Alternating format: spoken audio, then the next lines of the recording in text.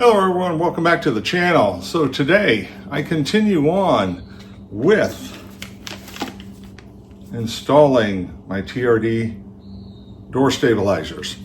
I bought these several years ago. I bought a set for my 2009 Corolla, my 2017 Corolla IM, and my MR2. So I had two sets of 4 and one set of 2. I found them a few months ago and I started installing them. I put them on my 2009 Corolla first because I was getting ready to take a road trip in that. And I'm telling you, it was night and day. I could not believe how much it improved it. It was crazy. The car was so much stiffer. It didn't, and I could feel that chassis flex. You know, they didn't make cars as stiff as they do now back then, especially something like the GR Corolla with the additional adhesives and weld points and stuff like this. I mean, the first time I drove this car, I realized how much stiffer it was than my 2009. But these, I'm telling you guys, what a game changer. So I also installed a set on my MR2. I did that already. Did that a couple weeks ago, took that out, driving it around, and wow, that's got a T-top, so there's a little bit more inherent flex in it anyway. And it is crazy. It literally feels like the doors got welded shut. It was just crazy, guys. I don't know what else to say about it. So now I'm going to use the last set of 4 that I did have for my IM on my GR Corolla, and I will probably end up ordering some more to put on the IM. But that being said, I've got one more complete set of 4 in this box. And we're going to get putting it on the GR and make that even more incredible. So let's get rolling.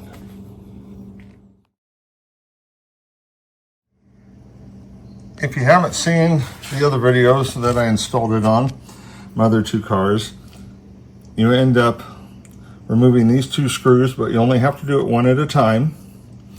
And then over here, there are 2 screws behind this. I had bought these little GR covers, which I think are actually pretty cool. I love the way they look, but it's not going to matter now. So I'll pop those off, and there's 2 more of those torque screws behind that you'll see. Well, let's go ahead and tackle this first. I think it's got a piece of tape on it. There we go. It didn't want to come off. Oh yeah, 2 little pieces of tape. These take T30 Torx. Now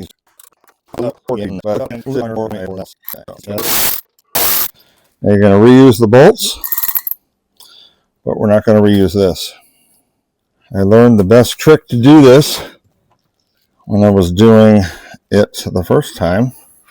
So what I do is I pull back all the way, and I get the 2 bolts in there. So this goes this way. This slides into the car.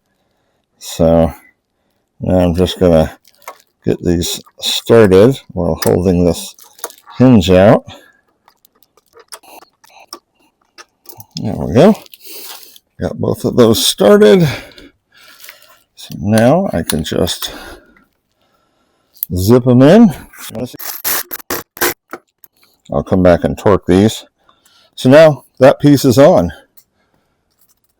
Go ahead and slap this little metal, I don't even know what you call it, but it's just a little metal clip that holds the covers, and that goes on the door. And do the same thing on these 2. You don't have to mess with this one, but I'm just going to break these 2 loose by hand. Now these have, you can see the concave shape of them, and that's so that the taper of the bolt sits down into it, as you can see. So what you want to do is get this started. This is basically going to sit just like that. And then these tongs here are going to be the things that hold in the clip. Start this by hand once again. I'm not going to tighten this yet because I still have to do the upper one. I'll get it on there enough that I know nothing's going to move. Go ahead and zip the other one, the upper one off. Okay, so now this one started. Now I can go ahead and tighten these down. And I don't want it to twist this at all, so I am going to put some pressure on it with my finger.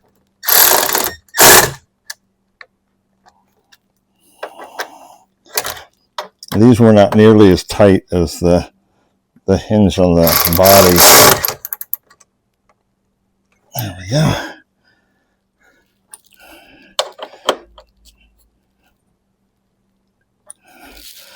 So I just want to get them snug enough where it doesn't move it. Now you take your two covers, and the covers are tapered. See that? So the tapered end goes toward the body so it can close. So they push on. There we go.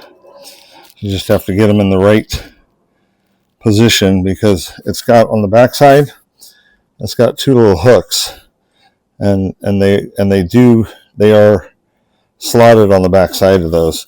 So you want to get those blocks right in front of these two clips on there that will hold it in. So I went ahead and looked up, this is 17 foot-pounds to torque these two. And if I'm repeating myself, that's okay, but I can't remember if I said it or not. But the bolts here are a T40 Torx, and the bolts on the door itself are a T30.